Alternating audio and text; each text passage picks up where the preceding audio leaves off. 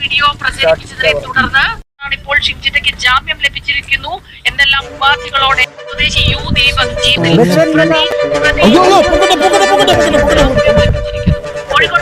അതെ നടന്നിട്ടാണെങ്കിലും ബസ്സിന് ഞാനില്ല കേട്ടാ. 100 കിലോമീറ്റർ ഇല്ലേ, എങ്ങനെ പോവാനാ? എന്തായാലും നമുക്ക് ഷെയർ ഇട്ട് പോവാ. അങ്ങനെ എന്തെങ്കിലും നോക്കാം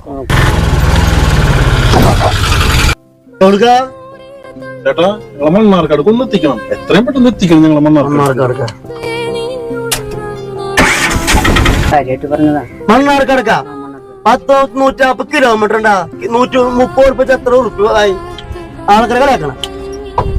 പണം ഉണ്ടാക്കണമെങ്കിൽ ഉണ്ടാക്കാം, പക്ഷെ മാനം പോയത് ചേട്ടാ.